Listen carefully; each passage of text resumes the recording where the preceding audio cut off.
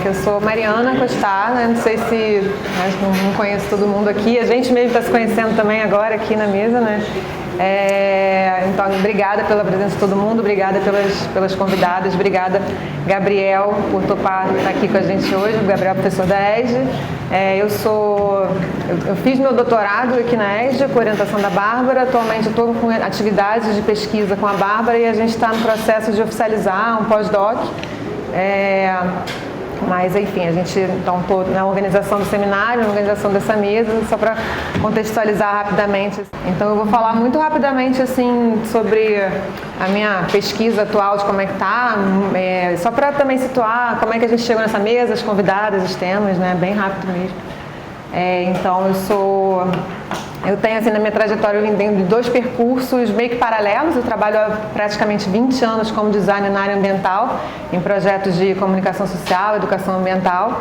E tenho meu percurso acadêmico, né? Então, fiz o mestrado e doutorado voltado para processos colaborativos em contextos territoriais, a partir das abordagens de design participativo, design antropologia, né? Trabalhei muito com cartografias, dispositivos de conversa. E defendi minha tese, que foi design como modo de pesquisa coletiva no território, aqui na ESG em 2022. Bárbara, minha orientadora, Gabriela estava na banca. Recomendo a leitura. Boa. Obrigada. E nos últimos anos eu tenho tentado aproximar esses 2 percursos que foram se caminhando de uma forma meio paralela, né? A parte porque na minha pesquisa eu não trabalhava com essa área ambiental, né? Então, mais recentemente que eu tenho tentado fazer essa conexão e um projeto importante desse encontro é o projeto Carbono Vivo, que eu estou atuando desde 2020. É um projeto em Paraty, né? Estou atuando como designer e tive essa bolsa FAPERJ pesquisadora na empresa para atuar como pesquisadora também ali em 2023 e 2024. Então minha pesquisa atual, né, de pós-doc, ela faz essa aproximação entre educação ambiental e design participativo, investigando como que esse diálogo contribui para esses processos de aprendizagem, participação e sustentabilidade no território. Ainda está... Assim, tem muito trabalho feito, mas a parte, até essa bolsa da FAPESP é uma bolsa de 1 ano só. Então a gente fez muita coisa no território e muito pouco tempo para refletir, escrever, sistematizar. Então agora é isso que eu também estou tentando fazer, mas sem parar de fazer outras coisas em paralelo. Então atualmente é isso, minha pesquisa ela vem com essas 2 frentes, né? O Carbono Vivo, que eu continuo atuando, é um projeto em Paraty, da Aline Gaglia e o Michel Schutz, que são 2 amigos meus que moram lá. E é um projeto de compensação, não é de compensação de carbono, ele usa a compensação de carbono para poder obter recursos de financiamento para as ações no território, né? Então a gente trabalha com educação ambiental, recuperação de áreas degradadas, agricultura urbana, fortalecimento de redes locais. Eu até deixei aqui, né, o site e o Instagram para quem quiser saber mais do projeto Carbono Vivo. E também do Simpoiege, que seria essa outra frente, né, de trabalho, que eu estou com a Bárbara aí desde o início do projeto também no ano passado, na organização dos seminários do ano passado. A gente fez uma oficina de cartografia coletiva lá em Paraty, também em parceria com o projeto Carbono Vivo. E a gente está trabalhando na aula da graduação agora com um grupo que está fazendo um projeto de comunicação, design de comunicação de serviços para o Carbono Vivo. Então, é por aí que está a minha pesquisa. Tem umas fotinhas só para ilustrar um pouquinho do que eu estou falando. Bom, e aí aí eu chego, né, nessa mesa a partir dessas questões e a gente trouxe essas convidadas aqui para reunir essas experiências e pesquisas que pensam a crise climática a partir da ação territorial, da regeneração situada e desse fazer coletivo. Então a ideia de reoxigenar nos convida a repensar as relações entre economia e cuidado, cidade e natureza, conhecimento técnico e saber situado. São práticas de diferentes áreas de atuação, diferentes campos aqui, que vocês vão conhecer mais, e que vão além dessa descarbonização, né, e buscam restaurar condições de respiração física, social e simbólica nos territórios. E a floresta, ela atravessa as pesquisas todas como um fio condutor, né? Ela aparece de várias formas diferentes, como objeto de investigação científica, inspiração para pensar a cidade, experiência artística e educativa, né? Mais do que um ecossistema, ela é uma referência para imaginar outras formas de coexistência. Então, só essa situação, essa contextualização para apresentar nossas convidadas. Então, eu vou até começar pela Gabriele, né? Gabriele Nascimento, que eu conheci o trabalho dela pela Aline, que é a minha parceira de trabalho lá no Carbono Vivo. Eu queria muito que a Aline estivesse aqui com a gente hoje, mas ela está com questões de saúde e não pôde comparecer. E ela me apresentou o trabalho da Gabriele, que traz para a mesma perspectiva sobre os efeitos das florestas urbanas na atenuação das ilhas de calor e das injustiças climáticas da cidade do Rio de Janeiro. Ela é bióloga, mestre em Ecologia e Evolução pela UERJ, atua nas áreas de Ecologia Urbana, Adaptação Climática, Soluções Baseadas na Natureza e atualmente trabalha no Instituto Internacional para a Sustentabilidade. A Astrid, ela deu início ao programa Cidade Floresta, onde convida regularmente artistas, ativistas e cientistas para criar respostas aos desafios da vida urbana a partir da perspectiva da inteligência vegetal e com a pergunta: o que a floresta faria? O programa esteve presente na COP30 em Belém em 2025. Ela é historiadora, pesquisadora e autora, estudou na Alemanha e nos Estados Unidos e coordena a programação cultural do Goethe Institut Rio de Janeiro desde 2019. E a Angélica de Carvalho, eu conheci a partir do trabalho Brotar Árvore, é assim que vocês falam? Sonhando em Brotar Florestas, do grupo de pesquisa Imagem e Matéria. E ela é artista visual, educadora, e em seu pós-doutorado desenvolveu o projeto Criar com a Natureza, dedicado à educação ambiental por meio de vivências artísticas colaborativas. Então, passo a palavra. Quem vai começar? Gabriele? Posso começar.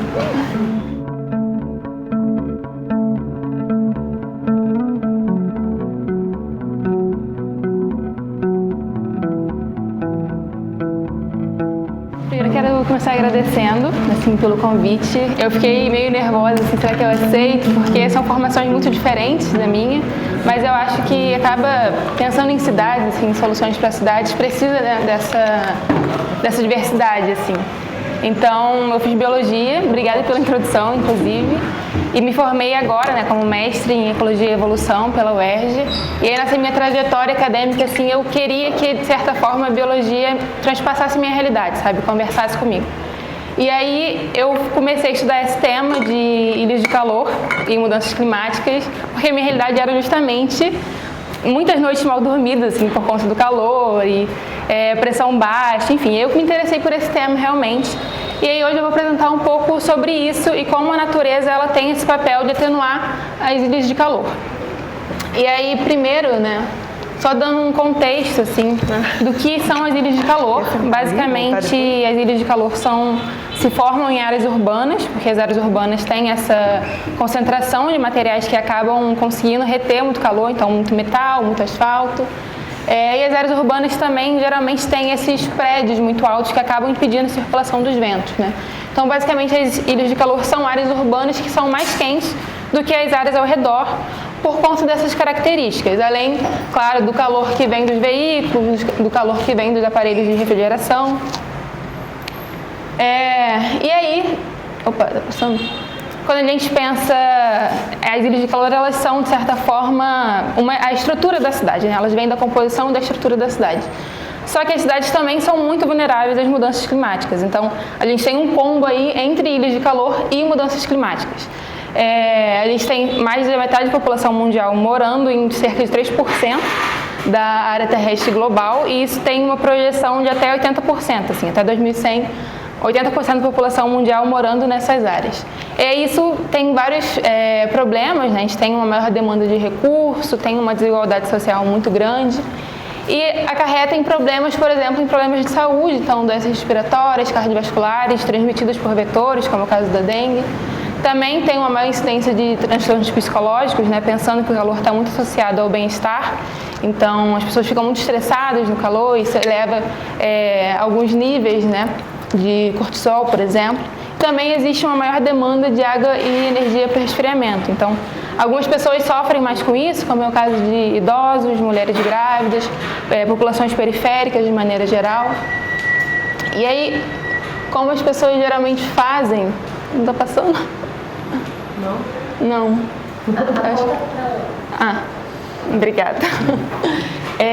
Geralmente as pessoas compram, né, aparelhos de ar-condicionado, que é realmente uma questão de saúde, assim, muitas vezes.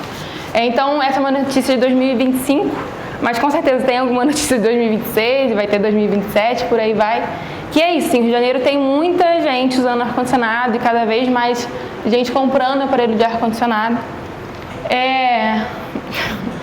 E aí, isso às vezes, como eu disse, né, é uma questão de saúde pública, mas acaba acarretando em outros problemas. Então, o ar que ele pega do lado de dentro é jogado para o lado de fora. Então, o lado de fora fica cada vez mais quente e aí acaba entrando num ciclo vicioso, né?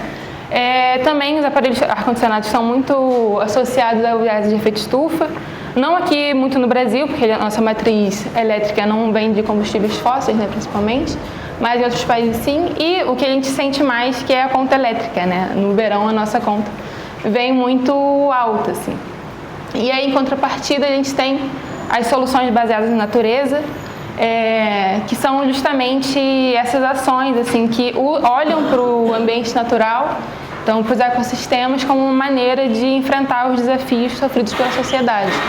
Então aqui eu coloquei 3 formas, existem outras, mas 3 formas de enfrentar as ilhas de calor. Então, os corpos d'água, por exemplo, eles têm esse papel de evaporação e de formar brisas que são mais frescas, né, massas de ar que são mais frescas. A arborização urbana também é muito importante, então as árvores que estão nas ruas acabam oferecendo sombreamento para as pessoas. E as florestas urbanas, que aqui foi o foco, né, do meu mestrado, que também oferecem esse sombreamento, também fazem papel de evapotranspiração, então conseguem bombear a água para a atmosfera. Mas, além disso, tem diversos co-benefícios, não está passando? Que é essa questão do efeito em escala regional. Então, a arborização ela atua a arborização urbana, né? As árvores elas olham muito para a escala local, enquanto as florestas elas conseguem fazer em uma escala maior.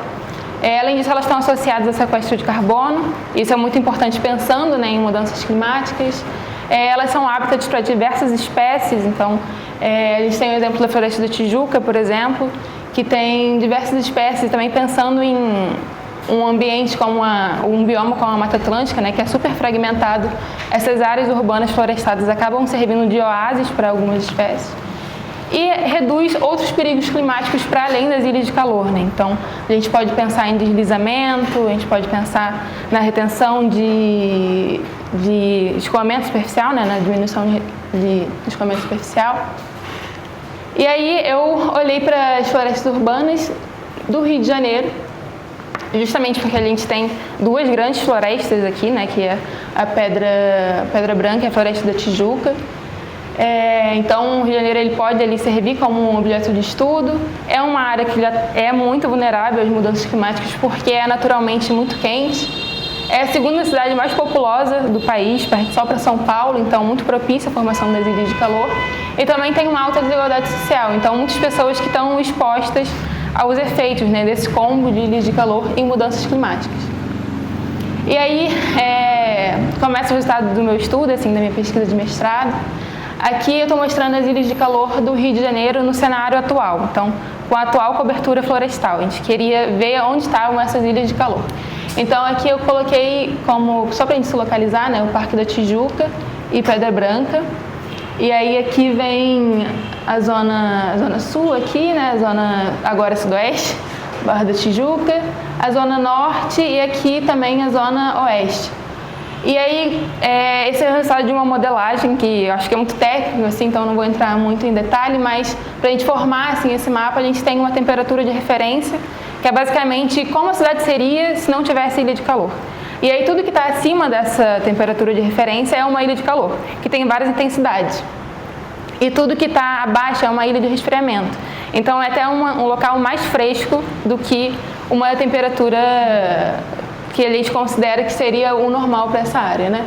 Então, o que a gente vê, né? Quanto mais azul mais são as ilhas de resfriamento, né? Mais frescos são os locais. E quanto mais em vermelho, mais quente for a cor, mais intensa vai ser a minha ilha de calor. E aí tem um padrão, né? Que a gente vê que as ilhas de resfriamento, elas são justamente nessas unidades de conservação, Pedra Branca e o Parque da Tijuca, mas também, eu não sei se dá pra ver muito bem, que eu acho que a cor ficou meio deformada, mas o litoral também é mais fresco, assim, que é uma coisa que a gente já esperava, uma coisa que a gente sente no dia a dia, ao mesmo tempo em que as ilhas de calor, elas estão majoritariamente na zona norte, no centro, e aí tem um bolsão aqui indo para zona oeste, assim. Então aqui eu destaquei alguns bairros, né, como Bangu, Campo Grande, Santa Cruz, Taquara, Cidade de Deus e Pechincha, que são justamente essas áreas onde é muito quente, assim. E aí o que pode ser questionado é isso, assim, que eu estou mostrando aqui 1,4 graus a mais, mas aqui é na média, não diária, né? Então, para a gente chegar numa média a mais, tem que ter dias muito quentes, né? Dias muito diferentes de um para o outro, de uma área para outra. E aí, quando a gente olha para esses dados e a gente sobrepõe com um dado de renda, a gente vê que, de certa forma, existe um padrão ali. Então, aqui, né, um mapa de renda, eu tirei todas as áreas que são naturais, porque ilhas de calor são fenômenos urbanos, né, então aqui só interessa a parte urbana pra gente. E aqui a gente tem, né, um dado do IBGE que mostra a renda familiar responsável, onde mais clarinho aqui menor a renda, onde mais escuro maior renda. E aqui a gente tem pessoas vivendo com R$600 e poucos e gente vivendo com quase R$55 mil numa mesma cidade. E aqui tem, né? Aqui tem no litoral também pessoas mais ricas e são áreas mais frescas. E aí a gente começou a brincar um pouco com isso, a sobrepor esses dados de fato. Então aqui a gente tem as intensidades, né, das ilhas de calor. Aqui quanto mais para cá, quanto mais para a direita, mais quente vai ser, quanto mais para a esquerda, mais fresco vai ser. E aqui a gente tem as classes sociais, então a gente dividiu em A, B, C, D e E. Então o que a gente nota aqui? A gente nota que a maior parte das pessoas sofrem com uma ilha de calor em alguma intensidade, mas que as pessoas mais ricas, elas estão deslocadas para a esquerda, assim, elas estão em lugares que são mais frescos e as pessoas mais pobres em lugares que são mais quentes. E a gente começou a se perguntar, né, beleza, mas as florestas beneficiam a quem? Assim, como seria sem as florestas? E a gente chegou nesse mapa, que é um mapa que mostra que mais de 80% do Rio de Janeiro tendo uma ilha de calor muito intensa, assim, mostrando a importância dessas florestas, por mais que muita gente ainda esteja, né, em áreas que são mais quentes, as florestas urbanas têm esse potencial de atenuar, né, do território como um todo, assim, a cidade como um todo. Então, existe essa homogeneização, assim, mas ainda existem algumas áreas que são mais frescas, que são justamente as áreas que estão no litoral. E além das áreas do litoral, a gente tem essas áreas de altitude, né, por mais que aqui tenha perdido floresta nesse cenário, ainda são áreas altas, então são áreas mais frescas, consequentemente. E a gente fez a mesma coisa que a gente fez no primeiro gráfico, né, só que agora para o cenário desmatado. E o que a gente tem aqui? A gente tem a maior parte das pessoas sofrendo, a maior parte não, né? Todas as pessoas, todos os grupos sociais vão sofrer com o calor, então todos se deslocam para a direita. Só que ao mesmo tempo, a gente tem, se a gente for traçar uma linha aqui, né, no grau, a gente tem que a maior parte das pessoas ricas, né, então olhando para a classe A e B, elas ainda estão mais deslocadas para a esquerda, enquanto quem sofre mais, assim, por mais que hoje em dia não sejam tão beneficiadas com as florestas, são as pessoas mais pobres, porque aqui a maior parte das pessoas estão se prejudicando, assim. Então, as florestas acabam tendo ainda esse valor para as populações que são mais pobres também. E aí a gente pensou, então, né, o Rio de Janeiro tem... Tá passando? O Rio de Janeiro ainda tem algumas áreas a serem restauradas e a gente pensou assim, e se a gente restaurar mais, será que isso vai solucionar? Será que isso vai diminuir a injustiça climática, por exemplo? E a gente fez esse cenário de restauração e aí a gente chega nesse mapa. Aqui eu poderia ter colocado onde estão as áreas de restauração para facilitar um pouco, mas Mas aqui eu coloquei um mapinha do cenário atual, né? Então, as áreas de restauração, elas estão principalmente nessa região, da Zona Oeste, que é uma região que ainda não tem muita gente nessa área, né? E também ao redor das unidades de conservação. E a gente vê, né, comparando esse mapa com o outro, que é justamente onde tem restauração é onde vai ficar mais fresco. Então a gente colocou isso numericamente, né, é cerca de -1 grau na área que é diretamente restaurada, só que existe uma distância de resfriamento dessas florestas. Então é cerca de 500 metros, mais ou menos, que essas florestas conseguem alcançar o potencial de resfriamento delas. Então, principalmente na Zona Oeste, né, que é onde foi restaurada, a gente tem uma diminuição das ilhas de calor, uma atenuação. Só que a Zona Norte, ela não foi alcançada, assim, né, porque simplesmente não tem área para restaurar. Já é uma matriz super consolidada. E é justamente onde tem uma grande população vulnerável, assim, né. Então a gente fez, de novo, né, esse gráfico, mostrando a restauração. E aí a gente tem todo mundo agora se deslocando para áreas que são mais frias, mas de novo a gente tem aqui as classes A e B sendo mais beneficiadas. Então, em todos os cenários assim, que a gente montou, de certa forma, essas classes mais ricas, elas têm uma segurança térmica. E aí, deixa eu ver aqui. E aí a gente fez isso também para grupos racializados, assim, agora com cenários climáticos. A gente montou um cenário de mudanças climáticas, na verdade, até 2100. A gente tem cerca de 5 graus a mais na média da cidade do Rio de Janeiro. Então, hoje a gente tem cerca de 25 graus na média anual e no futuro seria de 30 graus. E o que isso representa? Assim? Hoje a gente tem cerca de 56 dias de ondas de calor por ano e já é terrível. E no futuro de 30 graus seriam cerca de 150 dias de ondas de calor por ano, então cerca de 3 vezes mais. E aí a gente montou esses cenários assim para grupos racializados para ver quem sofreria mais, e são justamente as pessoas negras, né? Aqui são dados do IBGE, então pardos e pretos sempre sofrendo mais em qualquer cenário climático.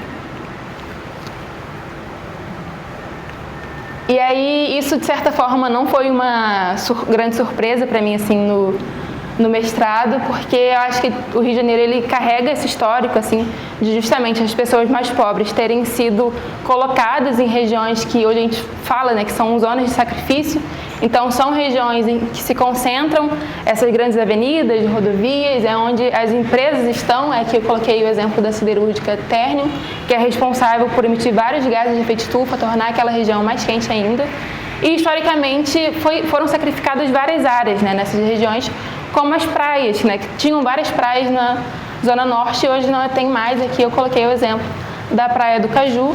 E aí, isso é historicamente, mas até hoje em dia, né, isso é uma coisa que permaneceu. A gente tem um déficit de 1 milhão de árvores no Rio de Janeiro, e isso principalmente na Zona Norte. Então aqui eu trago um índice de áreas verdes naturais. Na Zona Norte a gente tem cerca de 3 metros quadrados de áreas verdes naturais por habitante, enquanto na Zona Sul tem 44 e na Sudoeste tem 141. Então é muito diferente, assim. E é justamente onde mais precisaria, assim, onde as pessoas têm menos condições de montar em casas que são mais frescas, que tem uma menor oferta de infraestrutura verde.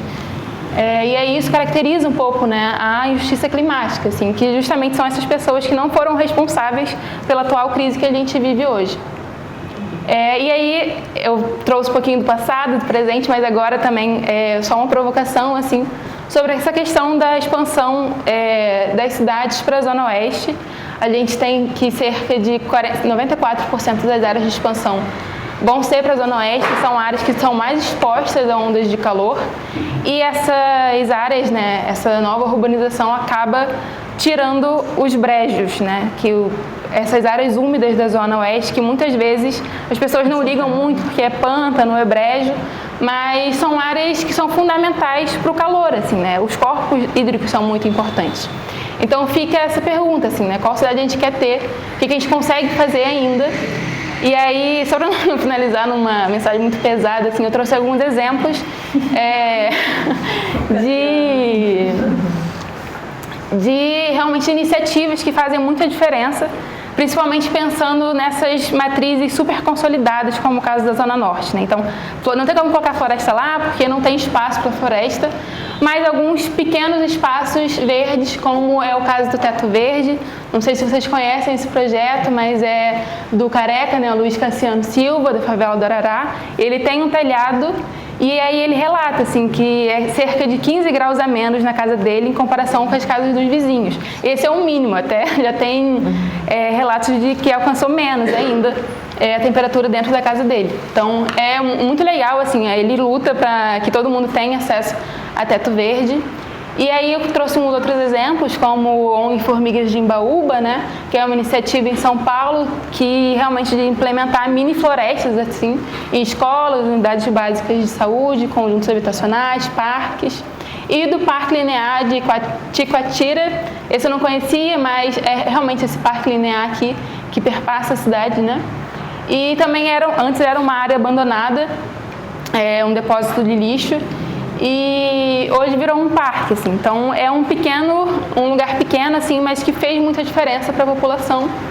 E aí, por fim, assim, eu trago o caso dos jardins e dos quintais, que hoje em dia as pessoas cimentam muito e dá para entender também porque é realmente trabalhoso, então as pessoas têm cada vez menos tempo, mas tem uma pesquisa que saiu há pouco tempo, 2024, que mostra assim, que na Zona Norte o mais importante são os quintais, que as pessoas preservem os seus quintais, tenham as plantas e cuidem delas, assim. Então isso também é muito importante.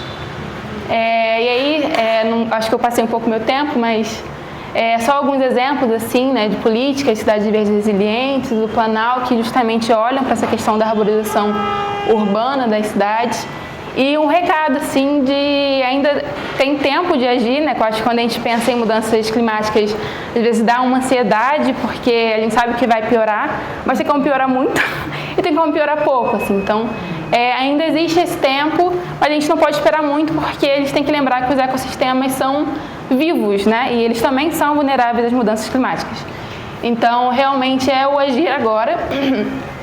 E, por fim, aqui eu trago eu participo desse projeto, que é a Tijuca Floresta Protetora. A gente olha para a Floresta da Tijuca como essa floresta que protege a cidade, então, que reduz as ilhas de calor, mas também reduz deslizamento e também protege diversos animais, inclusive a ONG Refauna está aqui. E aqui o QR Code para quem tiver um pouco mais de interesse no projeto. E é isso, gente. Obrigada.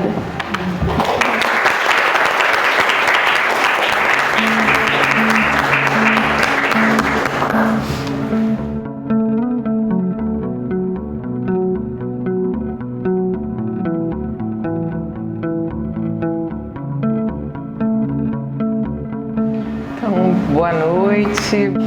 Super obrigada pelo convite. Eu acho que uma oportunidade maravilhosa. Inclusive, quando você falou, né, da mesa diversa, eu fiquei muito animada com a mesa diversa, porque a gente vai emendar perfeitamente, porque eu trago aqui uma árvore cortada, né? E é o ponto de incômodo da gente, né? Como as árvores são cortadas com uma facilidade enorme e muito por conta da exploração, que a gente sabe, da exploração imobiliária, né?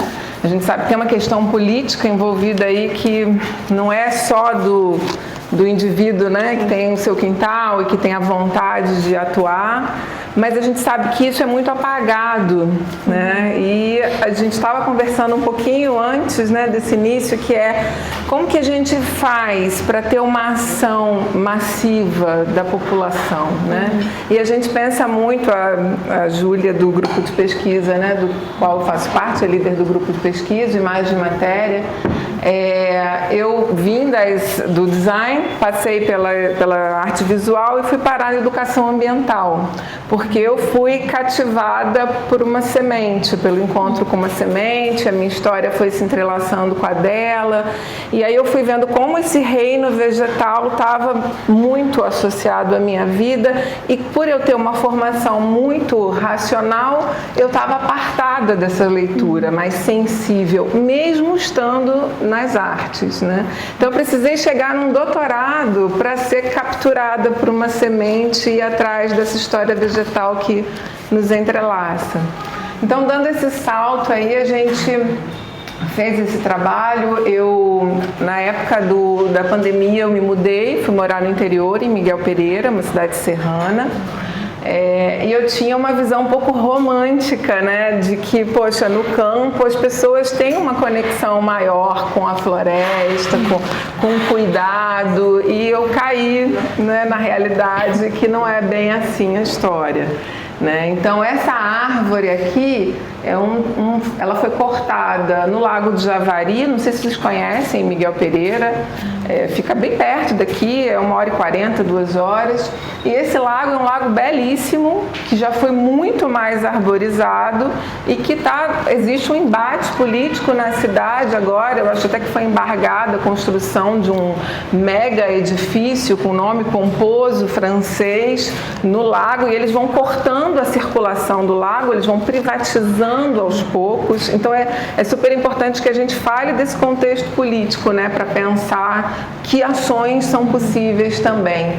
E aí a gente veio com essa ideia de, através de uma frotagem, né, que é essa técnica que vocês estão vendo aqui nessa imagem, que é um contato direto com a superfície da árvore, com um grafite macio, a gente pega essa impressão desse corte e, a partir do corte, a gente usa ele como um marcador para uma junção com uma realidade virtual. Júlia, quiser a qualquer momento entrar aí e falar também, pode pegar. Pode passar, por favor. Acho que está com você. Ah, tá. Então, a partir dessa frotagem, esses marcadores são impressos. A gente tem alguns aqui. Quer distribuir, Júlia, para o pessoal? Eles são impressos em risografia, que é uma impressão bem mais ecológica. A Júlia vai saber explicar melhor essa parte. E através desses marcadores a gente consegue imaginar como eram essas árvores. No início a gente tinha muita vontade, né, porque o projeto não teve braço para isso, mas a gente tinha vontade de conversar com as pessoas que conviveram com essas árvores. Porque tinha muita história. A gente até, né, conseguiu um músico já de 60 e poucos anos, que é de Miguel Pereira, e que se dispôs a fazer uma gravação falando sobre a árvore. E a gente começou a pensar, né, poxa, todo mundo tem história desses lugares, todo mundo tem história com uma árvore mais próxima, né? O que acontece se a gente, de repente, começar a trazer ela à vida através da realidade aumentada? Será que é só isso que a gente vai ter? Será que vai ser só essa oportunidade que a gente vai ter de ver essas árvores daqui a pouco? Então apesar de ser super bonito, né, seria legal vocês baixarem pelo QR Code. Ó, quem está recebendo aqui tem um aplicativo e aí você faz a leitura da árvore e você vai ver ela brotando daqui. Só que ele só funciona em Android, né? Ou quem quiser também pode pegar no meu celular, pode passar no meu celular. A gente, inclusive, subiu na loja da Android, mas eles sempre derrubam, porque não tem compra, a gente não paga, né? Aí a gente fez essa solução dentro do nosso site de baixar o aplicativo. Mas a gente tem medo de baixar, mas não tem vírus. Inclusive é um código aberto, um aplicativo tranquilo de trabalhar. E é interessante também a gente, como que esse trabalho surgiu, porque na época eu estava fazendo o pós-doc em Educação Ambiental na Rural,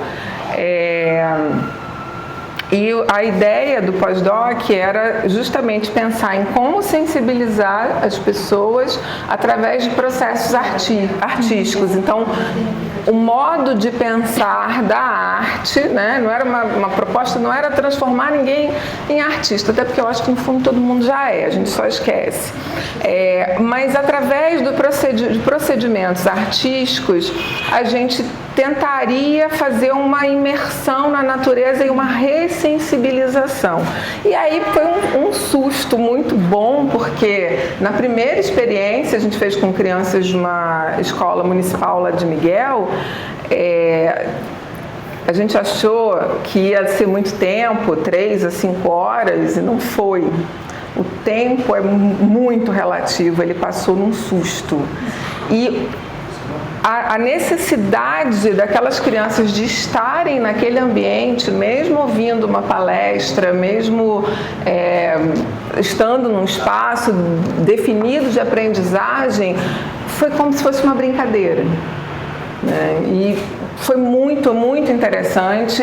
Eu, a princípio, como era uma pesquisa participativa, eu tinha definido um público-alvo de entre 12, 18 anos no máximo, e eu convidei alguns artistas para participarem dessa pesquisa, e uma delas ela é cigana, mora lá em Miguel Pereira, e ela falou assim: olha, sobre o público-alvo não posso te ajudar, porque os povos Romani não fazem essa divisão, todo mundo aprende junto. Aí eu falei, bom, vou enfrentar esse desafio, né? Então eu tinha desde criança pequena até pessoas idosas, e funcionou muito bem, funcionou perfeitamente, foi um trabalho muito harmônico, uma vivência muito rica. E a gente está conseguindo ver? Sim, muito lindo. É incrível. É bom que o pessoal de trás também dá para ver.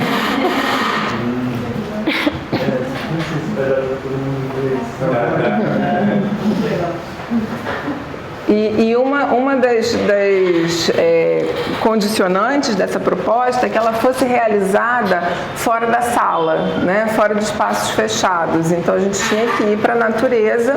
A gente fez uma experiência numa fazenda, tivemos aula num bambuzal, eu convidei um professor da PUC, o Cadu, para fazer essa experiência com desenho e deriva. Convidei essa cigana, convidei a Pascal Weber, que é da Paris 1, que foi minha supervisora no doutorado. Então a gente trabalhou com performance e tudo isso em espaços abertos. Então assim, foi uma experiência maravilhosa que trouxe assim, vou detalhar mais um pouquinho, e nessa época enfim, eu estava lá nessa comunidade, convivendo lá, pós-pandemia, durante a pandemia e pós-pandemia, e eu fiz um vídeo com os agricultores de lá que plantam em agrofloresta, que também foi uma outra surpresa, porque o que eles dizem? É muito difícil você conseguir mão de obra para trabalhar no campo. Então, assim, foram várias realidades devastadoras para mim, a ponto, estou sentindo que você também tem uma experiência por aí, né? A ponto de eu me perguntar assim, tem solução? Muito sinceramente, sabe? Porque se você não consegue ter uma motivação de um grupo muito grande, não existe vontade política, isso é outra coisa que também eu poderia falar horas aqui sobre isso, porque realmente não existe. Numa cidade como essa, você sofre muito com a especulação imobiliária também. O que você vai fazer se você não conscientiza a população de que é importante? Quem vai lutar por isso, né? Então a gente tem assim diversas questões aí. Mas o que eu achei muito interessante foi trabalhar com a comunidade, trabalhar com o público jovem e poder trazer para eles essas reflexões através de uma experiência sensível. Né? Através eu amo habitar esse espaço, eu posso ter aula assim, eu posso ter aula deitado num gramado, junto com os meus colegas e deitado, isso não é desrespeitoso. Durante 2 anos eu dei aula também, só um parêntese, na PUC, e a disciplina que eu estava ministrando lá era o corpo humano em questões do design, e os meus alunos deitavam às vezes na mesa. Então não era nada uma baderna, mas era uma experimentação do corpo dentro da sala. Então eles podiam ficar como eles quisessem. A gente arrastava as mesas, a gente levava tapete de yoga, porque a gente condicionou demais os corpos, né? Então, se a gente não tem contato nem com os nossos corpos, como é que a gente vai ter contato com essa natureza que a gente ainda coloca fora, né, do corpo? Então, voltando aqui, você quer falar um pouquinho? Não, senão eu vou embora. Não, acho que vamos seguir para o próximo. Então, vamos lá. Tem vários slides aqui, isso na verdade para quem não viu lá atrás, né? Então a gente trabalhou, só tem uma perspectiva interessante que a gente fez isso de lugares diferentes. Então, esse localizador aqui, ele é dessa árvore, ele foi de Miguel Pereira. E a gente capturou mais outras duas árvores. Quando ela falou, é um projeto de fôlego, a gente queria que as pessoas enviassem também outras árvores. Por isso até que a gente pensou na Frotagem, que é um sistema muito simples, qualquer pessoa pode fazer. E a gente queria ir fazendo esse mapeamento. Esse fôlego que talvez, né, a gente não tenha conseguido. Quando a gente participou do Arte, que foi esse evento aí em 24, a gente distribuiu, a gente conversou com as pessoas, mas a gente não recebeu nenhum contato, nenhuma resposta, né? Porque a ideia é que, assim, a gente está diante desse problema que você falou também, não só nas florestas urbanas, mas no ambiente urbano. A gente teve agora em janeiro 71 árvores cortadas no Flamengo ali, né? Mesmo essa população que você fala que está privilegiada de alguma forma em áreas com florestas, ela também está, ou com parques, né? Ela também está, de alguma forma, sofrendo com isso. Parece que tem liberado 3.000 cortes de árvores no município do Rio de Janeiro, pela prefeitura, né? Então isso não vai parar por conta da especulação imobiliária. E aí a gente ficou refletindo a partir disso, né? Muito, né, Jéssica? Tinha o teu caso em Miguel Pereira, ela está em Miguel Pereira. A outra árvore a gente capturou lá no fundão, num lugar totalmente assim, que, né? A gente vendo as árvores cortadas sem entender um pouco. Pode ser uma questão, a árvore está ameaçada por alguma praga, alguma coisa, mas a gente quis somente pensar sobre essa violência, né?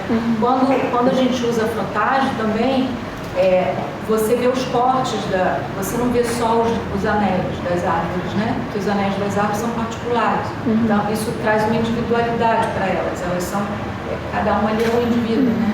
Mas com os cortes, isso é muito dramático. Você vê na frotagem também a cisão, né, da serra ali funcionando. Então, eram coisas que a gente queria e acho que é um trabalho que mobiliza. Todos os lugares que a gente apresentou, assim, a gente sente que as pessoas ficam mobilizadas. Hoje mesmo de manhã eu estava mostrando para os alunos meus que eu nunca tinham visto, porque eu estava imprimindo lá, eles vieram perguntar, eu mostrei, eles falaram assim, nossa, sabe, quando viram a árvore, eu falei, ai, coitada, eles ficaram assim, coitada, que ela foi cortada. Só resta ela ser realidade virtual. Exatamente, né?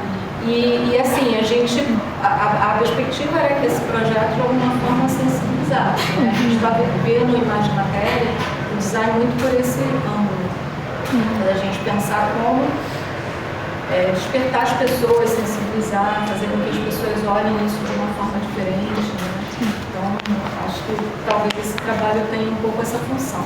A questão que a Angélica falou de ser uma impressão mais ecológica é por conta dos insumos, das tintas que ela utiliza. Não é nada zero, né, assim, zero impacto. Zero impacto, não é.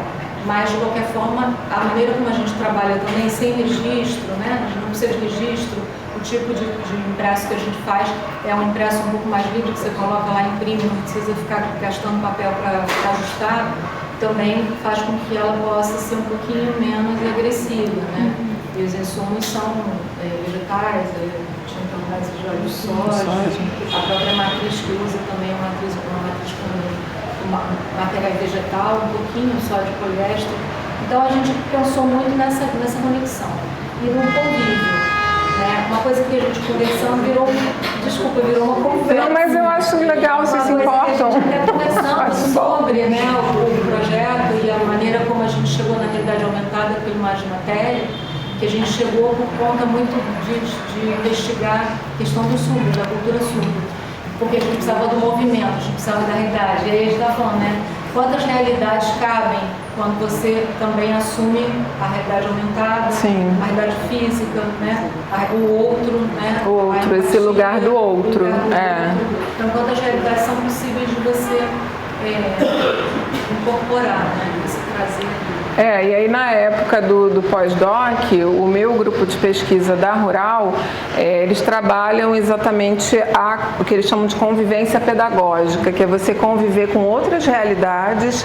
Então eles têm um convívio com povos indígenas, principalmente com povos indígenas, para poder realmente conviver, né? Porque você estabelece um contato, você sabe que o teu registro é outro, mas você vai respirar ali as falas daquelas pessoas, as vivências, como essa cigana que me emprestou divinamente essa questão do público-alvo, né? Que dentro da academia, qual é o seu público-alvo? Qual é o seu público-alvo? E na verdade isso para mim meio que caiu por terra, né?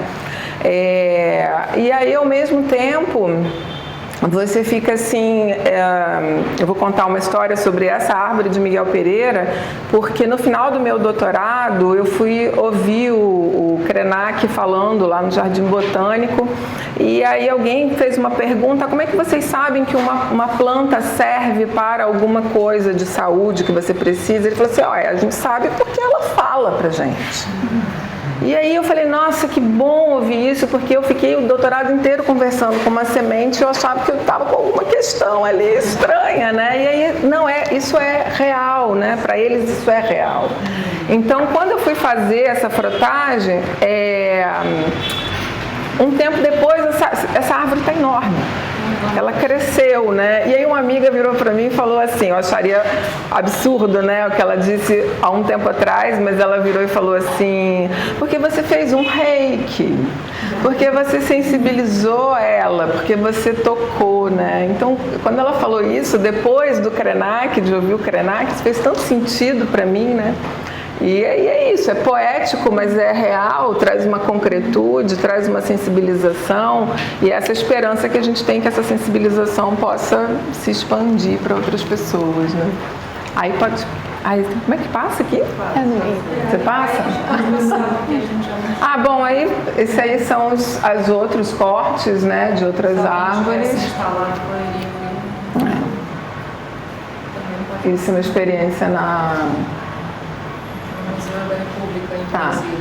E essa foi, na verdade, a última experiência a última vivência do pós-doc, o Corpos Híbridos, que foi uma performance. A proposta era, imagine que você está num futuro distópico em que a terra não é mais própria para o plantio e você precisa plantar no seu próprio corpo.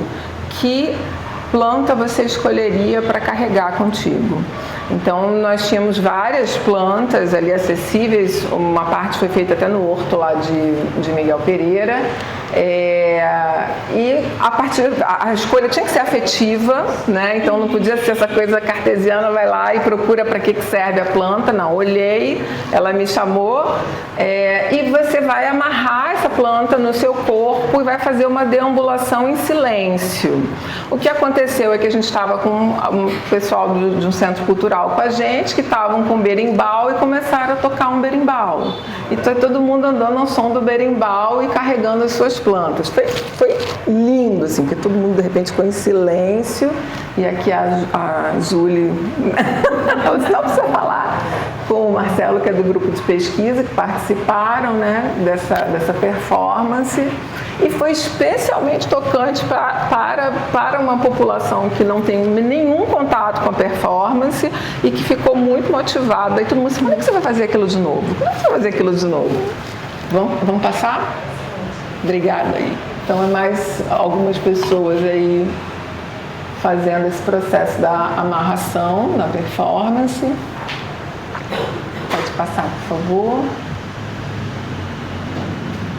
Essa é a Pascal, que era a minha supervisora da Paris 1, com muita carqueja, e foi até uma coisa interessante, porque ela não conhecia a carqueja, e no dia seguinte ela passou mal, né?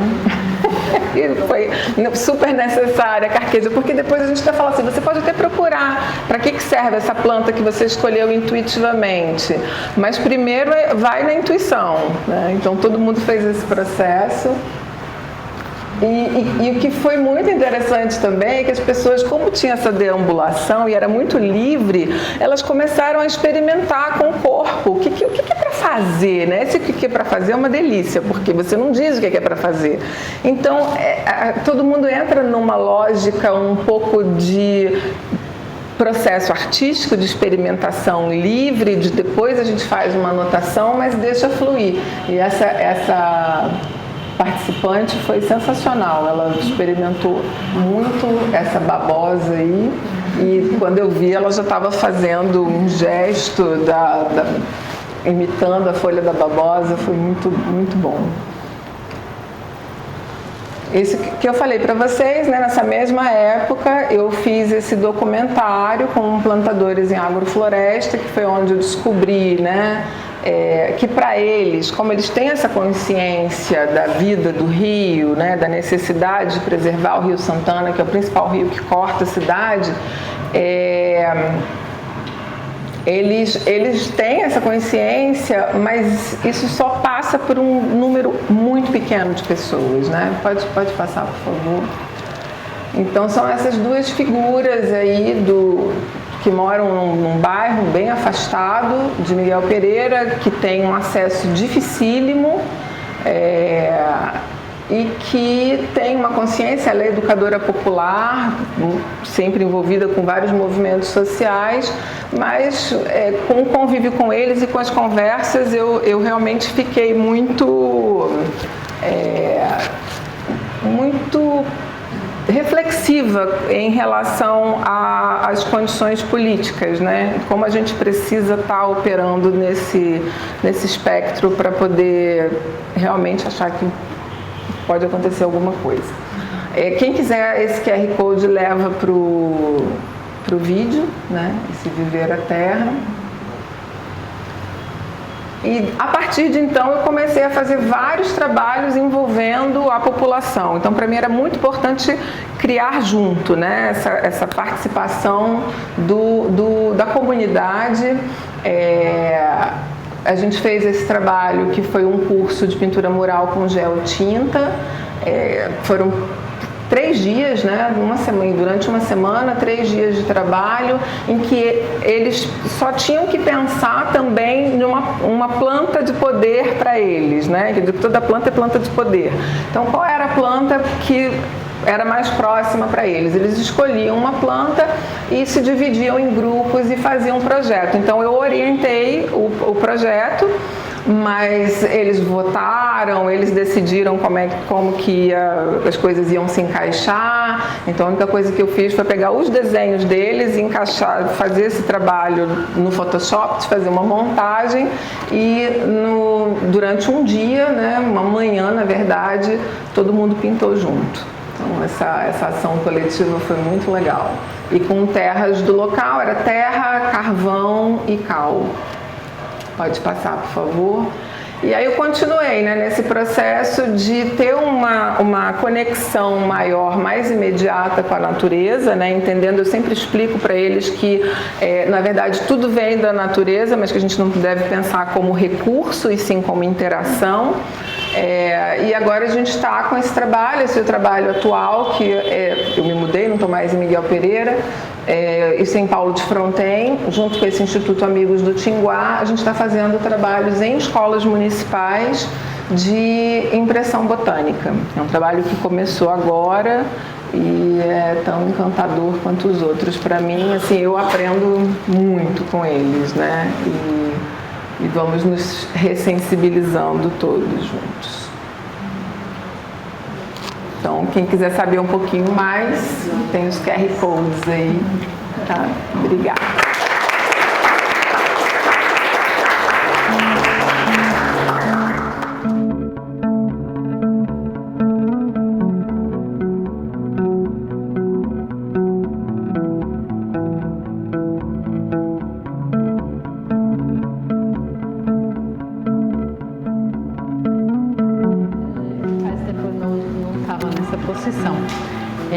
Então, meu nome é Astrid Costa, eu trabalho no Goethe Institut, aqui no Rio de Janeiro. O Goethe Institut é um instituto de intercâmbio cultural da Alemanha com o Rio, São Paulo, Salvador, vários países do mundo.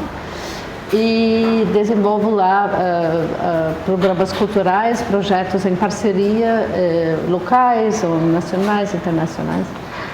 Um desses programas é a Cidade Floresta e é um programa no qual a Bárbara, que me convidou aqui, junto com a Mariana, tem algum papel, quase desde o início, não? Com a leitura da Haraway anos atrás, e também participou no Think Tank, que foi a primeira ação na Cidade Floresta durante a pandemia. Com certeza é um bebê pandêmico a Cidade Floresta, o que me deu mais tempo. Era pensado como um projeto, como a gente pensa projeto.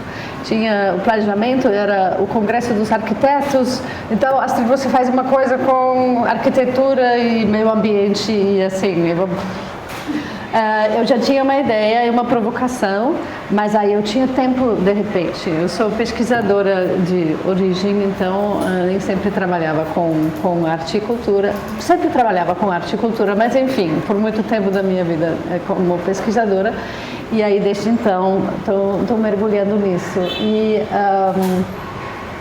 o que eu quero apresentar agora? O título do projeto em inglês é City as Forest. Então, a cidade enquanto floresta. Não é tanto assim a cidade mais verde, a cidade cheia de árvores, é o funcionamento da cidade. A cidade poderia funcionar de uma forma parecida com uma floresta? Como a floresta faz para que tantos seres vivos e não vivos vivem juntos? Se colaborando e se estabilizando, criando ecossistemas tão resilientes que agora que eu vi um estudo, mesmo se a gente faz tudo errado, a floresta amazônica, se a gente parasse de desmatar ela hoje, ela iria sobreviver a essa catástrofe humana.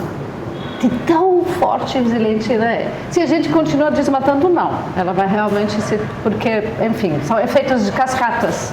E são esses anos, essa década, esses 20 anos que são realmente decisivos para isso.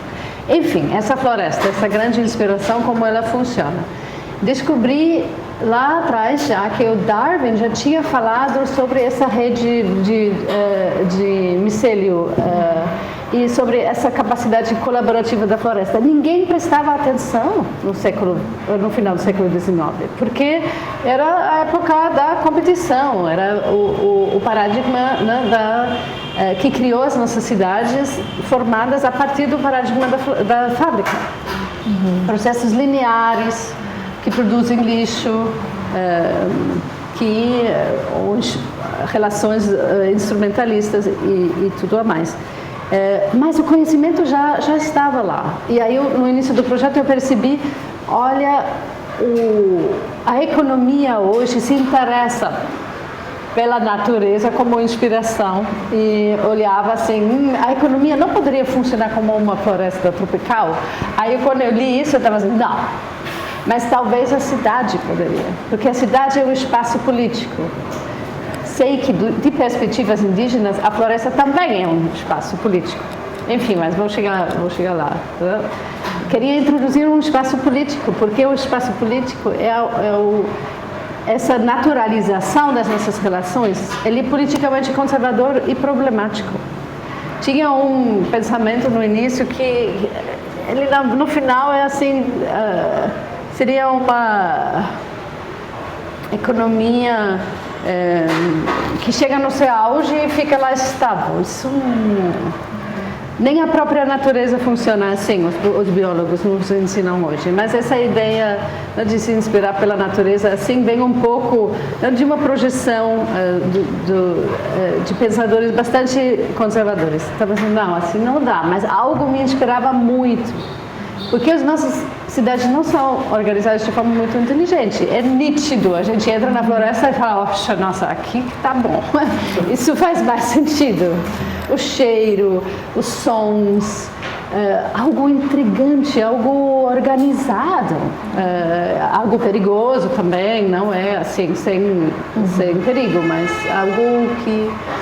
E aí, nessa intuição, por uns anos agora, consegui convidar pessoas para pensar junto a essa provocação, como poderia ser uma cidade que se inspira pelas plantas, que aprende com as plantas, e quem somos nós dentro disso, né? O Cassiano estava dentro desse início também, já estava no Think Tank e esse ano passado como residente. E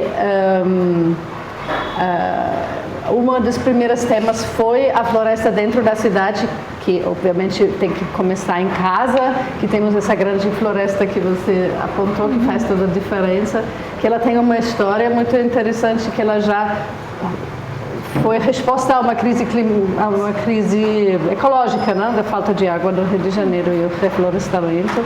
Então ela é uma mestre também nessa possibilidade de regeneração.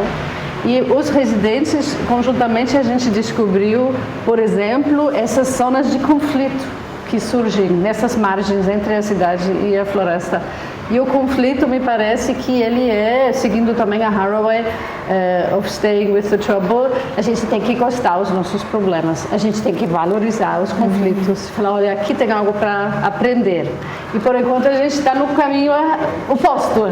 Nossa, que dor de cabeça, um conflito, não quero ter nada a ver com isso, chama a polícia para resolver logo, e aí a gente entra numa outra coisa que eu gostaria de trazer hoje, que surgiu como memória ou referência teórica no preparo agora para nosso encontro, que é a teoria de sistema do Luhmann. Porque meio intuitivamente, junto com a galera, todo mundo, eu entrei nesse pensamento da teia da vida, esse pensamento sistêmico, né? E a gente se encanta, encantador, mas algo chega num limite, algo não, a gente se encanta com a floresta, mas aí vai... E tem a ver com o fato que a nossa sociedade e o ambiente são coisas totalmente separadas. Nós, indivíduos, também não fazemos parte desses sistemas. São sistemas comunicativos, como o Luhmann fala. Somos separados deles, eles têm sua própria lógica. Mas aí eu pensei, nossa, mas se a gente se lembra disso e fala, mas estrategicamente a gente precisa valorizar e usar esses sistemas hoje. O sistema da lei, o sistema da comunicação na mídia, o sistema da educação, porque a gente não pode deixar a bola cair. É isso que acho que todos nós aprendemos nesses últimos 15 anos, assim, que estamos nessa paradoxa situação de ter que defender uma democracia que estamos profundamente não contentes com ela. E precisamos mesmo, porque esses sistemas comunicativos que são tão limitantes e um não fala com o outro, a arte...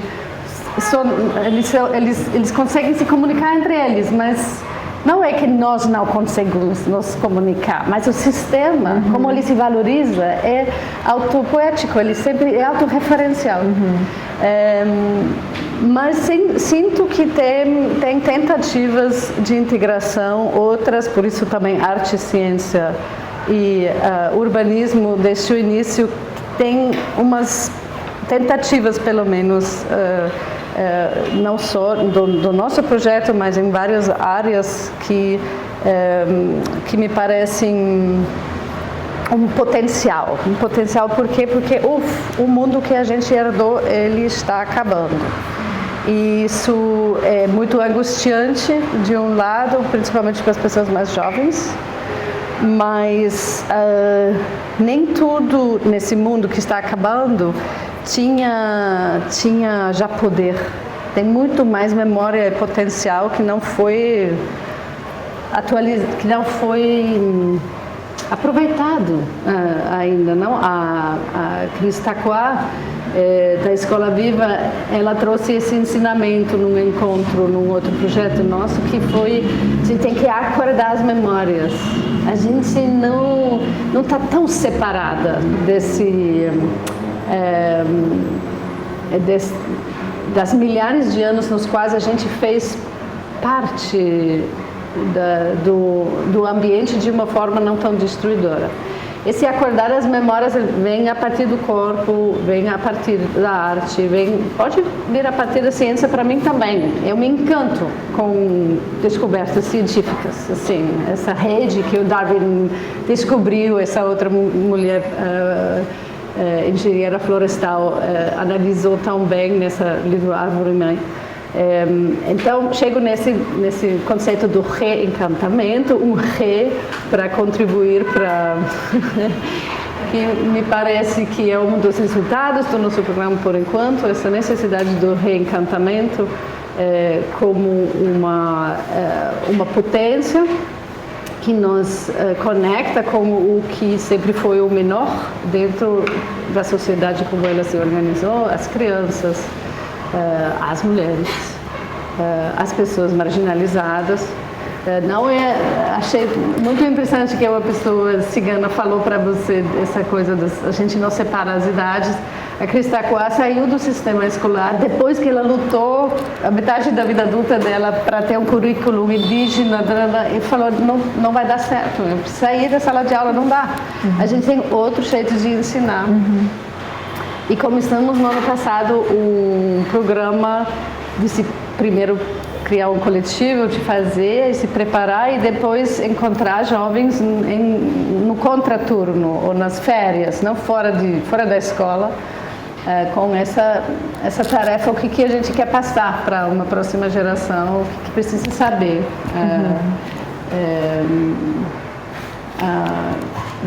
Da nossa potência regenerativa que temos dentro do primeiro território, que é o nosso corpo, a primeira casa, e a partir dela, de dentro para fora, se preparar melhor para esse mundo que está por vir, que vai ser uma natureza estranha, que não vai mais responder às nossas pesquisas. Por exemplo, com o Teto Verde, fiz uma live com o Cassiano chamou todos os especialistas do Teto Verde que ele conhece. Era janeiro, acho que 2025, muito quente, e aí um deles, o Brumélia, falou, nossa, o meu Teto Verde, ele existe faz 15 anos, eu não preciso regar, não preciso... E foi naquele janeiro, 2 semanas depois, que pela primeira vez ele precisava regar, porque era aquele janeiro que não caiu chuva, lembra? Foi 25. Então, sempre vai ter esse limite do planejamento, da experiência. A gente vai estranhar essa natureza. Mas a gente pode reativar, reconectar-se com memórias e o que a gente chama cultura na nossa sociedade ocidental, que é um leque de experiências, de jeitos de fazer e observar que a gente pode se lembrar. Então, essas aqui são umas experiências preliminares de um programa inacabado. Talvez o último que é um outro aprendizado no caminho que queria deixar para a pesquisa da ESTE, é a reciprocidade, como uma preciosidade Então, esse dar e receber é uma coisa que na psicologia, como uma base do que é uma subjetividade saudável, ela sabe dar e receber. E temos um pouco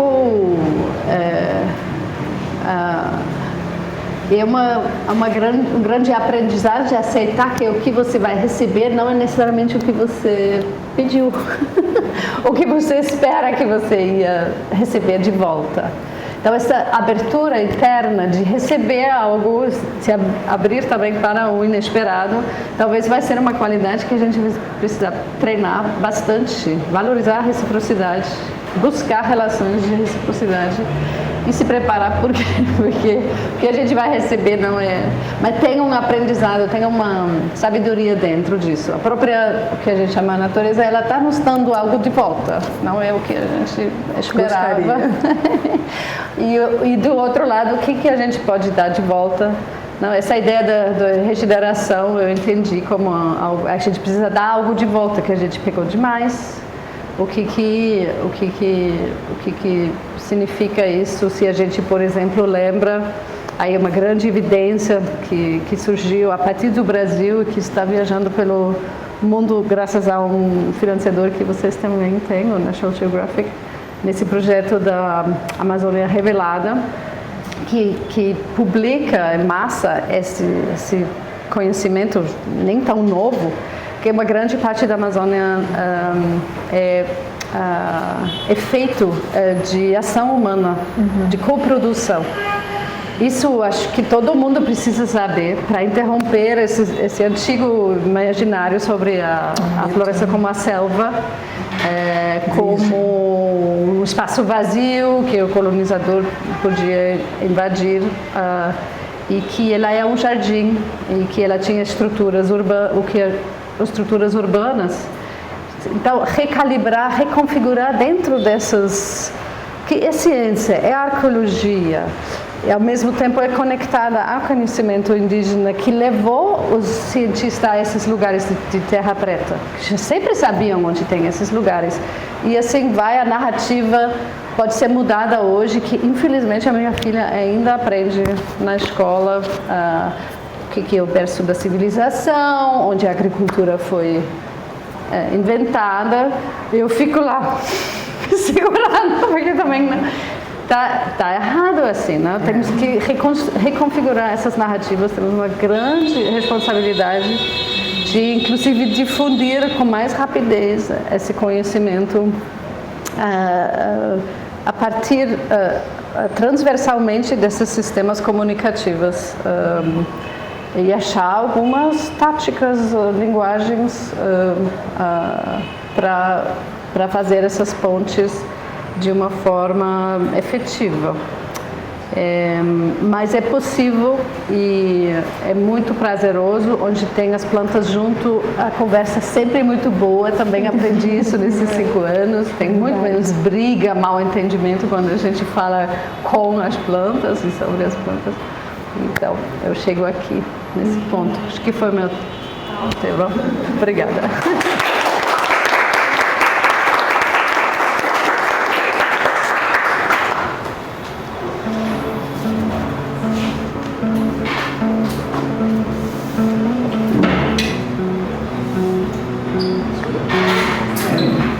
Bom, boa noite já, né?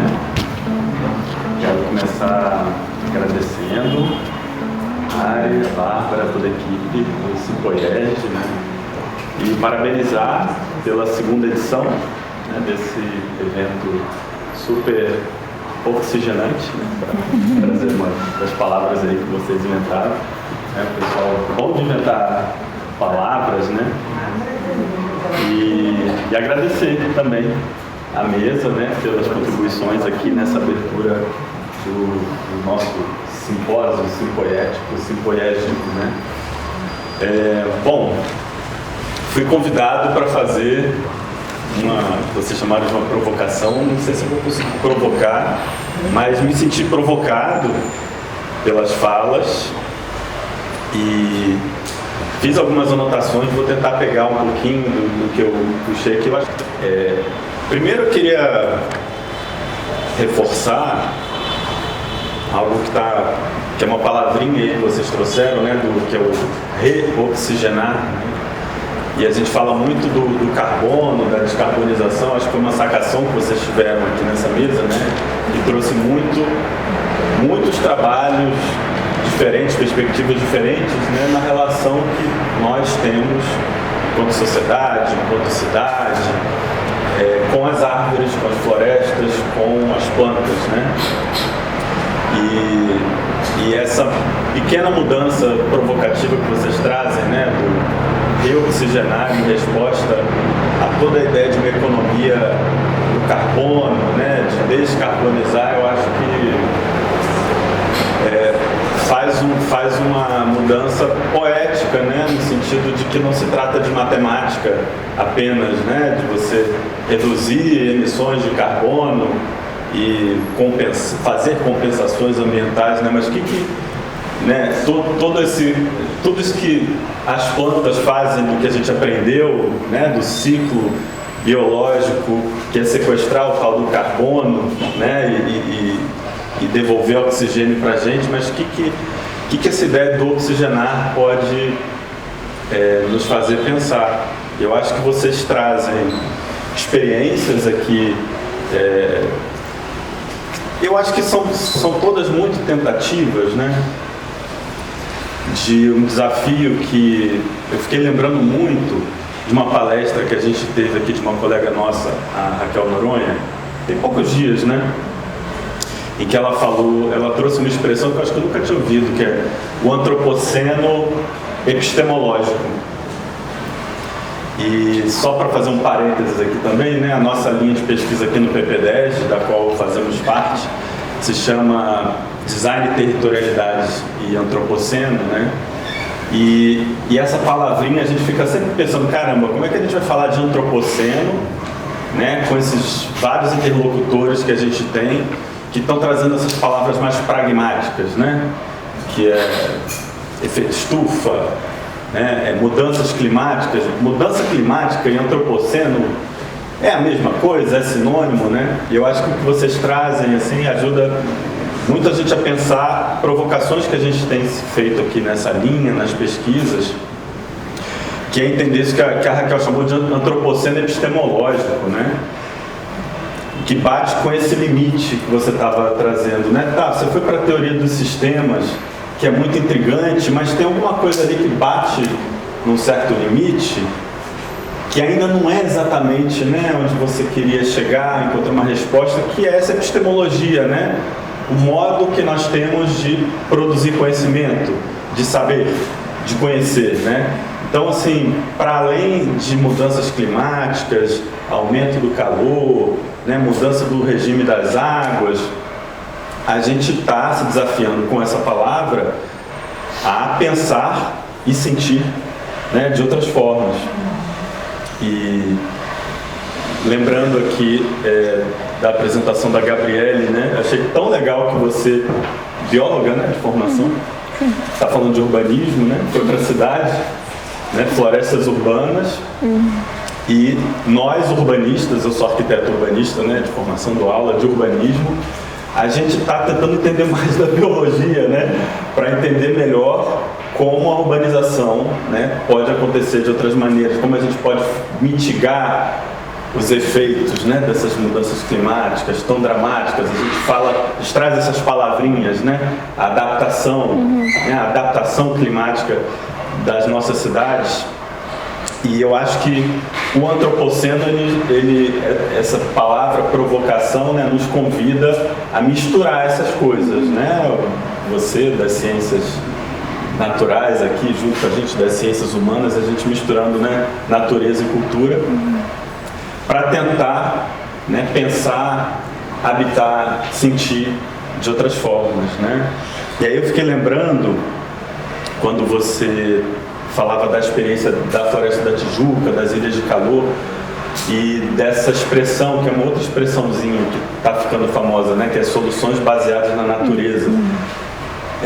Eu tendo a ter uma implicância com tudo que vai ficando famoso, né? Tipo, a gente brinca, né, Bárbara? Sustentabilidade, a Bárbara fala, não, a gente tem que disputar. E as soluções baseadas na natureza, elas estão vindo, gente, essa expressão de tudo quanto é lado, e estão virando política pública, né? E a gente aqui discutindo a epistemologia do antropoceno, mas quando eu vou discutir com comunidade lá em Petrópolis, onde eu atuo, com pessoas de prefeitura, né, com quem está ali agenciando o dinheiro público, as políticas públicas, né? A gente tem que usar essas palavras, né? Soluções baseadas na natureza.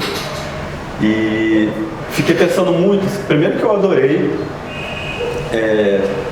o seu trabalho, como um todo, parabenizo, né? Mas eu adorei visualizar aquele mapa do Rio de Janeiro, né? E as suas especulações. Primeiro, o que é, né, as Ilhas de Calor, né? E como isso está relacionado com as ilhas de floresta, né, que são duas ilhas que a gente tem, né, os maciços, né, que são ilhas florestadas, que a gente tem a sorte de ter como cidade, porque poucas cidades têm isso, né, essa é uma singularidade do Rio de Janeiro. E quando você vai cruzar esse dado com dados socioeconômicos, raciais, né, a gente precisa entrar na questão da justiça ambiental, né, da injustiça ambiental, da injustiça climática, né, que também é chamada de racismo ambiental, né? E eu lembrei, estou tentando fazer uma relação aqui com algo que a gente fez lá em Petrópolis, que foi com alguns alunos, né? Eles fizeram um cruzamento do mapa de suscetibilidade da cidade, que é produzido pela Defesa Civil, por órgãos climáticos, né? Que é suscetibilidade a alagamento e a deslizamento de terra, né? Que em Petrópolis é praticamente a cidade toda, para quem conhece Petrópolis, né? Mas a gente cruzou com dados raciais do último censo do IBGE, né? E a gente chega sempre nas mesmas conclusões, né? As pessoas racializadas, né, pelo IBGE são as pessoas negras, pretos, pardos, elas estão sempre, o cruzamento, né, delas sempre bate com a área mais vulnerável, né, mais suscetível. E no caso aqui, essas soluções baseadas na natureza vão muito para a questão das florestas, né, da arborização. E em Petrópolis, a gente tem sido provocado a pensar com as águas, né, muito com as águas, né, como destampar os rios, né, como renaturalizar as calhas dos rios, né, recuperar a mata ciliar, enfim, sempre tem vegetação junto, né? Mas fiquei pensando muito que a gente tem que usar mesmo, né, essa expressão, mas ao mesmo tempo as cartilhas de política pública, elas vêm assim, quer dizer, a política pública ela vem muito na lógica de cartilha, né? Quando a gente vai estudar soluções baseadas na natureza, a gente tem um cardápio que a gente pode utilizar, né? E aí tentando assim amarrar um pouco com a conversa que vocês trouxeram, né? Como é que a gente tem que ir além, né, da cartilha e entender que quando a gente vai fazer com comunidades, pensar junto com coletivos, né, a cartilha não é suficiente. E aí eu acho que o que vocês trazem no campo da cultura, da arte, né, vai muito no sentido de pensar o que você trouxe, né, Angélica, como sensibilização. Né? Como é que a gente pode sentir de outras maneiras? E aí a dimensão educativa, eu acho que ela atravessa, né, os 3 trabalhos, né? Como é que a gente pode pensar a educação, a sala de aula, a universidade, a extensão, como proposições de outras maneiras de ensinar, aprender, conversar, né? Para além do currículo, para além da sala de aula, para além das cartilhas, né? E isso volta lá para aquela questão, né, de que a gente tem que conseguir escapar desse antropoceno epistemológico, né? Isso envolve repensar os aprendizados, né, para além do humano, né, aprender junto com as plantas, né, com comunidades, né, com grupos de tradições não ocidentais, né, não modernas. E para finalizar, assim, porque eu acho que eu já me estendi demais, acho que é também para o pessoal, eu gosto muito quando você traz as crianças assim, para esse papo, né? Eu fico pensando tanto que as crianças hoje elas estão cada vez mais sendo capturadas pelo digital, pela telinha, né? Assim, quem tem filho, que convive com criança vê como é difícil, né? Pensar, na verdade, resistir a essa subjetividade que está sendo capturada pelo digital, e aí a gente propor experiências que podem ser muito prosaicas, né, mas muito potentes, né, que envolvem colocar a mão na massa, fazer junto, plantar. Eu acho que tem um caminho aí para esse reencantamento, né, para essas práticas de reciprocidade que eu acho que é o que a gente está buscando, né? Eu vejo, né, aqui na EJA, eu acho que em vários campos, né, que a gente está numa tentativa de se abrir, né, de buscar uma abertura dos nossos modos de fazer, de pensar, de habitar, né, para outros modos, para escapar desse antropoceno epistemológico que eu acho que vocês trazem aqui. boas tentativas, né? Boas provocações para a gente seguir nesse processo de abertura. Não coloquei questão para ninguém, desculpa, mas acho que a gente pode abrir. Vocês queriam comentar? Eu queria, a partir do que ele falou, quando ele trouxe essa questão das crianças, porque assim, na minha pesquisa de pós-doc, eu até coloco isso no relatório, eu fiquei muito perplexa, porque quando a gente foi para Miguel Pereira, coloquei minha filha numa escola que tinha uma área verde muito grande. A própria cidade tem uma área verde grande, a escola também, né? E eu tinha a tola expectativa de que ela poderia, né, habitar aquele espaço. E eu descobri que a aula de educação era só durante a aula de educação física, que era uma vez por semana, 1h e pouca. E fora desse tempo ela estava numa sala bem menor do que essa aqui, metade dessa aqui, com as paredes brancas fechadas, e aquilo me deu uma angústia. E eu perguntei, né, no dia lá que eles estavam apresentando a escola, por quê? Perguntei para a diretora, por que eles não fazem mais aulas do lado de fora, né, conectando as ciências, as artes?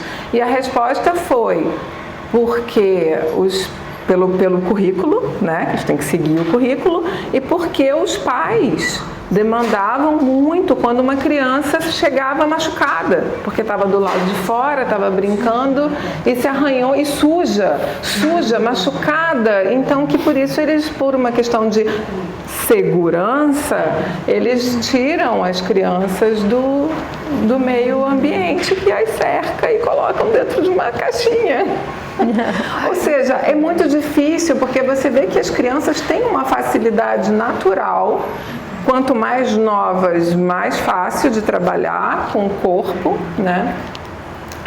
Mas mesmo os adolescentes, depois de aquela que eu estava te contando, de você botar numa roda e eles estarem sentados assim, e você de repente ensinar que você tem dentro da sua bunda, e aí você fala a palavra bunda, todos eles riem, você senta com os isquios bem posicionados, e aí você começa a fazer uma conversa que você está dialogando, utilizando os corpos deles, eles aderem, sabe? Então você vê que é uma coisa que ela não está no nível do aprendizado dentro da sala de aula, ela tá acima. E eu bati muito de frente com isso, sabe? Tanto na questão com o poder público, que foi uma coisa que você trouxe, que eu fiquei imaginando como era essa sua relação em Petrópolis com o poder público, porque a gente sabe que as soluções existem, mas ouvindo um programa falando sobre acho que era o Greenpeace, que colocava que muitas vezes as soluções não são realizadas porque o recurso que vem para uma cidade quando tem uma catástrofe é muito alto e imediato. Então é muito doloroso ouvir isso, eu sinto vontade de chorar quando eu mesmo me escuto falando uma coisa dessas, mas é uma realidade. E aí você fica como, o que é que a gente pode fazer? Então eu queria deixar essa provocação para vocês. O que é que a gente faz diante disso, né? Porque eu enfrentei muitos problemas com o poder público. Eu não estou detalhando aqui, mas não com as pessoas, não com a comunidade. A comunidade é maravilhosa de trabalhar, mas quem está acima da gente, de certa forma, é bem complexo. A Gabriela vai falando, lá no final vai alternar só com e aí ela traz justamente as iniciativas que acontecem no micro. Sim. Os grupos, os projetos menores, não as políticas. Eu só queria comentar, complementando a que ela falou, que você fala no início que, eu vou falar no design, né? Tipo, eu sou biólogo, que tem a ver. Só que a gente, principalmente do lado da a gente gosta de fazer essas conversas interdisciplinares, né? muito mais rico, né? Sim. E na sua própria apresentação é isso, você vai mostrando vários gráficos, é muito visual, né? Quanto essa visualidade também ajuda super importante. A entender esses dados todos, né? Você trabalha com passado, presente e futuro, então com uma ideia de projeto assim, também. Eu acho que conversa muito com o que a gente faz. Só para comentar sobre essa questão das soluções baseadas na natureza e como se torna uma receita como se fosse de bolo, não, uma solução, mas não existe solução. Né? Dentro do sistema, da estrutura que temos, sinceramente não existe solução, mas existem processos. E aí em Belém encontrei uma galera mais jovens que eles apropriaram-se desse conceito e falam das soluções baseadas na cultura. Porque quando o Cassiano está lá no Arará, ainda depois de tanto tempo, e sim, atenção, apoio, não passa quase um mês nenhuma matéria internacional saindo sobre o teto verde de favela, sinceramente. Mas no Arará não tem um outro teto verde, talvez no ponto de ônibus que ele colocou, num barzinho que eles ofereceram. Então tem essas barreiras, que essas soluções, elas não vão se auto-implementar. É tudo uma mudança muito grande de hábitos, de entendimento, de confiança na própria arquitetura da laje, enfim, que vai ter que ser trabalhado. E o que faz isso é a cultura. A cultura é a gente saber fazer, é cultura. A gente sabe fazer, mas, por exemplo, precisa aprender também, ou precisa recalcular essa laje, ela realmente vai aguentar, enfim, várias dúvidas sobre essas tecnologias e são processos culturais, acredito. E que a gente herdou, que a natureza e a cultura são coisas assim opostos, do jeito que no pensamento já começou no pensamento cristão, então realmente antigo, é peculiar na história da humanidade. A grande maioria dos outros cosmovisões não fazem isso do jeito que a gente começou a fazer. De separação, de subjugação, de redução, de instrumentalização, não é universal. Talvez seja uma coisa para reaprender ou desfazer, não sei. Isso não quer dizer que natureza e cultura é a mesma coisa, nunca é. Em todas as antropologias é outra coisa, sempre tem uma diferenciação, isso sim. Mas ela não precisa ser diferenciada do jeito que a gente herdou. Por isso, essa brincadeira com palavras, né, parece meio fútil. Soluções baseadas na natureza, não, é a cultura, como se fosse uma competição. Eu quero mais um pouco do lençol, me dá mais a cobertura. E sempre é pouco, não? O bolo é sempre pequeno para todos. Mas não é sobre isso. Realmente é sempre um convite para a gente reanalisar essa relação entre a natureza e cultura e refazer ela. Isso é uma grande tarefa. Ela realmente é uma grande tarefa. De como fazer isso, não sei se precisa um breakdown civilizatório ou se a gente consegue todos juntos talvez dar uns passos, porque esse todos juntos é também o que eu aprendi em várias perguntas que eu fiz para pessoas. Lembra no Think Tank também eu perguntei, e aí, são então as soluções baseadas na natureza que resolvem a questão do saneamento básico ou as soluções grandes? Aí o engenheiro na época falou, não, é as duas coisas junto. A gente precisa de tudo. Onde você pode fazer as soluções grandes, faz as soluções grandes. Onde você consegue só fazer o banheiro seco, faz o banheiro seco. Faz a coisa com as banheiras, as bananeiras, enfim. E em outro podcast também, alguém sobre esse sequestro de carbono. Eu falei, não vai salvar nada. Vai ser como se fosse varrer o restinho, depois da grande limpeza, o sequestro de carbono vai só varrer o... Mas não... Ninguém pode contar com isso, mas a gente vai precisar também. A gente vai precisar tudo. Sim. Essa é que eu entendi que é um pouco essa grande mobilização. Então a gente não precisa brigar entre a gente, isso é certo ou errado. Sim, a gente sim precisa priorizar, planejar, isso sim, democraticamente. E reconhecer os erros. Acho que é isso que eu senti também, por isso essa coisa com a democracia, que é nosso, é com a gente, é com os humanos, não? Que somos esses que fazem erros, que acham que são livres, e enfim. E, por exemplo, sobre Tem um território que a gente vai trabalhar agora, que é o Parque da Alice, que foi uma comunidade, a comunidade foi removida uns 20 anos atrás, com o argumento da proteção de uma APA, que obviamente chegou depois da comunidade, né? A comunidade já tinha, depois chegou a APA, e o perigo de deslizamento. Foi feito por alguém, assim, super famoso, Alfredo Sirkis, que escreveu maravilhosos livros sobre ecologia urbana, mas ele mexeu naquele momento com o sistema comunicativo da lei, legal e ilegal, removeu as pessoas. Não, supostamente é tudo uma boa remoção, não? Foram indenizados, mas a gente sabe, esses estados, não? Muitas pessoas foram removidas para onde, né? Que elas foram para a Zona Norte e a indenização nunca é adequado para... Então foi um erro, aí depois foi reflorestado, mas agora tem esse espaço. O que fazer a partir desse erro? A gente fala, não, vamos invadir de novo, vamos ocupar de novo e tirar as árvores. Não. A gente vai ter que trabalhar as relações.